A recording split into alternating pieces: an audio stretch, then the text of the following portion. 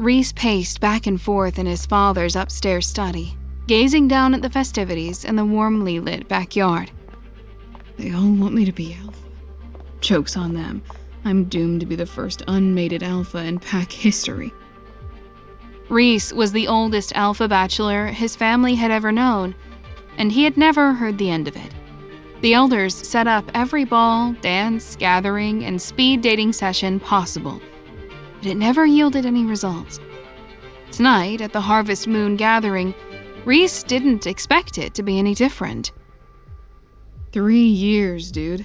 3 years of going through the motions for what? I've already put in my 10,000 hours of flirting and schmoozing. Somebody hand me a trophy. Noah, his beta male and best friend, listened patiently. Your Luna could be out there, dude. Look at me and Mara. You never know when it'll happen. If you find your Luna tonight, this'll all be over. No more parties, no more formalities, no more daily meetings with the elders. Just make the rounds and see if she's out there. Rhys bent over, hands on his knees, and sighed. He glared at the 100-year-old floor. You and Mara are lucky, and you're perfect together. I'm not gonna connect with some random chick at a mixer. Besides, my wolf is sharper than ever. I don't need to go around searching for her all night. I'll know if my Luna is here the moment I step outside. Noah made a fist in solidarity. Don't doubt you, man. No one does. We just need to get this done. Rhys stood up, trying to put on a strong face. Sorry, man, you're right. I don't mean to slow us down. What else is on the agenda? Noah scrolled away on his tablet, looking through the elders' lengthy briefing. They made me promise to emphasize that there have been rogue wolf sightings in the area. All the reported attacks have been toward females. There'll be plenty of females tonight, that's for sure. Rhys frowned. Seriously? How the hell do they expect me to manage that? Is everything my responsibility? Noah closed his tablet. They just want a verbal confirmation that you're aware of the potential danger. Can I tell them you said you got the message? Rhys laughed, revealing his massive fangs. We'll see if some loner wants to try me on my home turf. Are you stoked? You should be stoked. Look at that dress. Juniper chattered as she pulled her car into a long, gated driveway. Trinity leaned forward in the passenger seat. Holy goddess, this is a freaking castle. Juniper drove toward the towering mansion. 3 chandeliers filled the Tudor-style manor with a golden glow. Each perfectly crafted window pane, stone wall, and decorative panel looked at once antique and perfectly intact. Gas lanterns lit the ground's sprawling pathways. Juniper parked her car in front of the stone fountain and was greeted by a white-gloved valet. Ladies, right this way. The best friends emerged from the car. Juniper swooned. Oh, this is so legit! As Trinity and Juniper approached the party, a bodyguard with a clipboard stopped them. May the goddess be with you. We're informing guests that there have been rogue wolf sightings in the area. We suggest you take caution. May I have your mating status? Mated, Juniper grinned. The bodyguard let her pass. Unmated, Trinity said as she stepped up. My last name is Witten, Trinity Witten. The bodyguard's eyes shot up. He tried to act unsurprised, but Trinity could tell he had heard of her, the wolfless girl. Ah, Miss Witten. You're in Group 3. The Alpha will make his rounds and be sure to visit each group. That's when you'll have the chance to speak with him. Any further conversations will be initiated by the Alpha himself. Trinity smiled. Anything for the Alpha, right? Trinity and Juniper followed the lanterns to a bustling backyard.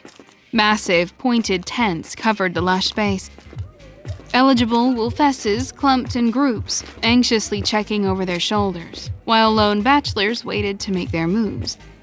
When Donna and her friends saw Trinity, a flurry of whispers spread like wildfire. Why is she here? Hasn't she met every alpha in the state? Trinity groaned. Let the gossip begin. Juniper put a hand on her shoulder. Don't worry about her, Trin. You're stealing the show.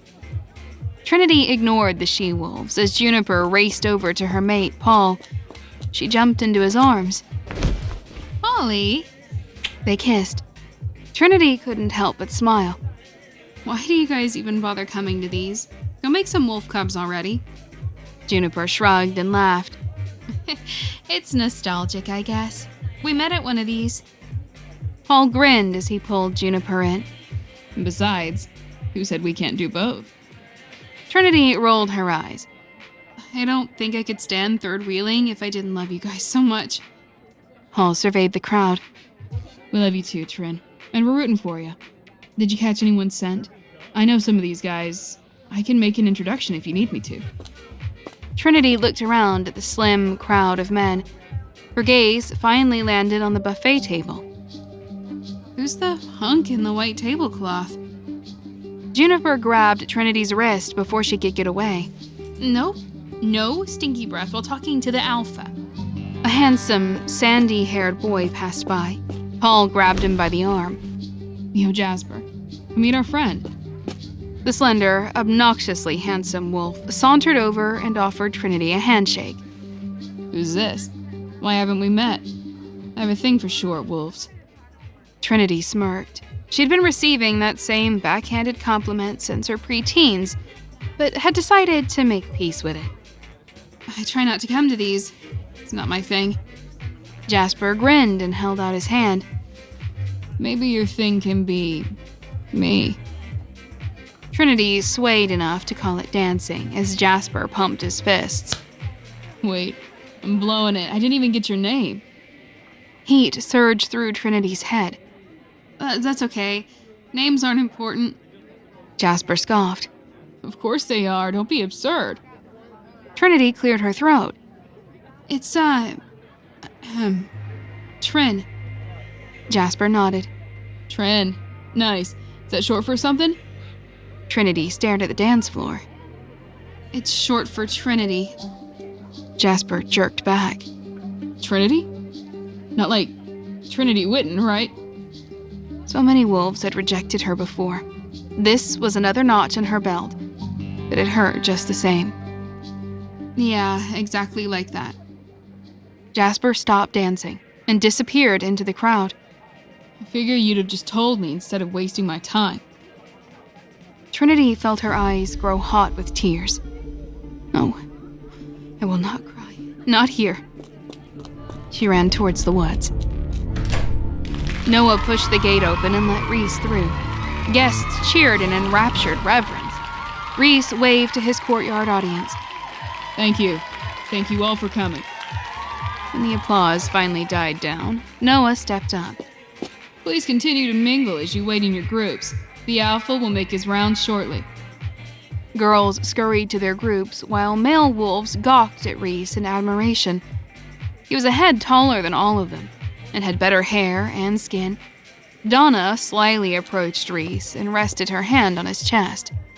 Reese, this is your house, right? Noah tried to block her with his arm. Miss, please. We need to keep the interactions confined to groups. Reese held his hand out.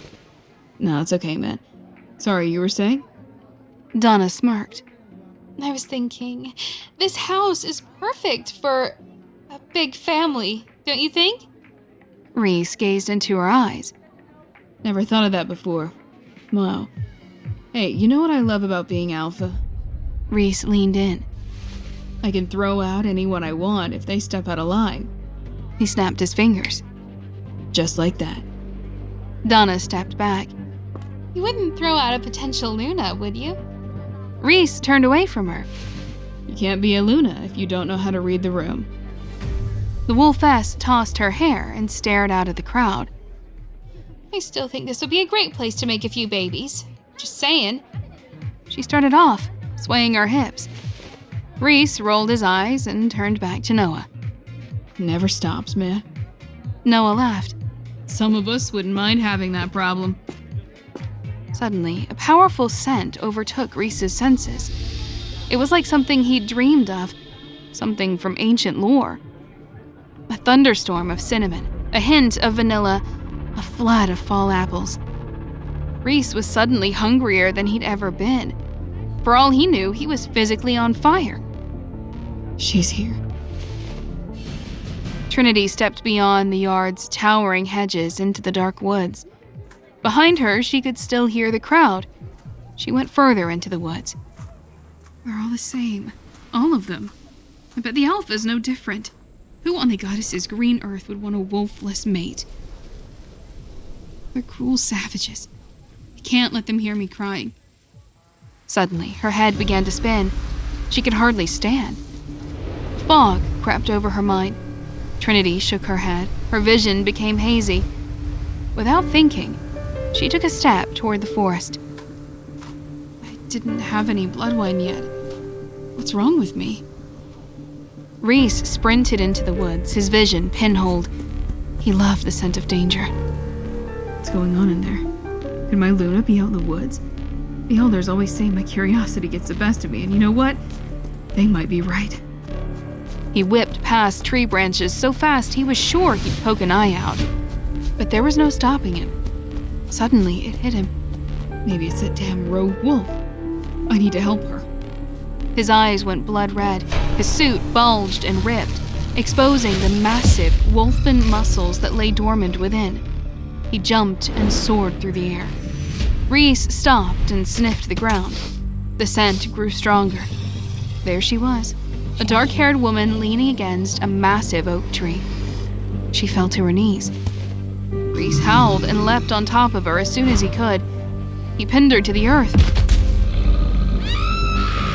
Trinity screamed as she found herself pinned under the biggest wolf she'd ever seen.